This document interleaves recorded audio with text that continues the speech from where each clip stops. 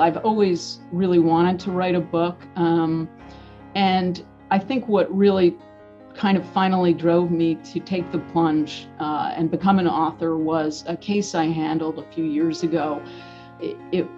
I took it as an appeal. I did not try the case, but my client in that case was a banker who, in the course of basically doing his job and following what industry practices were at the time, worked on a very large foreign exchange transaction, and then 5 years later found himself charged with wire fraud. And I strongly believe that he didn't do anything wrong, and that there was no way he could have known at the time that this conduct, which, as I said, was sort of standard in the industry, would be deemed by U.S. authorities to be wire fraud. And I handled his appeal, and unfortunately, although I've won many appeals for criminal defendants, I lost this one.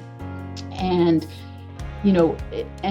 on top of the unfairness in him having been charged with a crime for basically, in my view, doing his job, his trial had unfairness as well. And he testified on his own behalf. And during the course of the trial, the judge instructed the jury that a defendant's testimony should be viewed in just as any other witness with an interest in the outcome, and that the jury should consider that such a person has a motive to lie. And I believe this really vitiates the presumption of innocence that is a bulwark of our system, because a person who is innocent and testifies on their own behalf does have an interest in the outcome, but has a motive to tell the truth. It's only a guilty person that has a motive to lie. And I brought this issue as well to the attention of the appellate court, and even though two other similarly situated defendants around the same time had received new trials, the court denied my client a new trial, and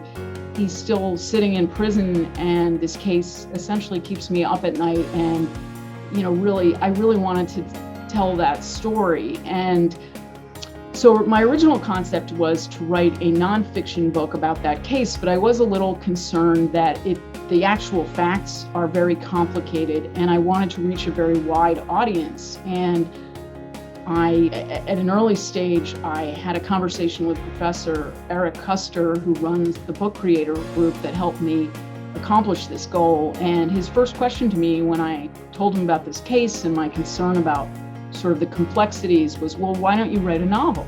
Write a fictional story. And I thought that was a fantastic idea. So that's what I've done.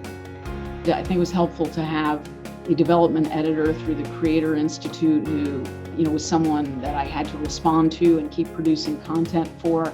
I guess one of the things has been the ability to meet so many other authors from different ages, different backgrounds, writing completely different types of books. Most of the authors that I've met through this process have been doing some sort of creative project, but it's not just fiction. There have been poets, there have been a lot of folks writing memoirs and that sort of thing. And that's been just a great experience. Some of them are, college students, others are later in life like myself, but it's been a great author community. And, it's been exciting to discover that I can have another platform besides my job to try to fight for liberty and this cause that I care a great deal about.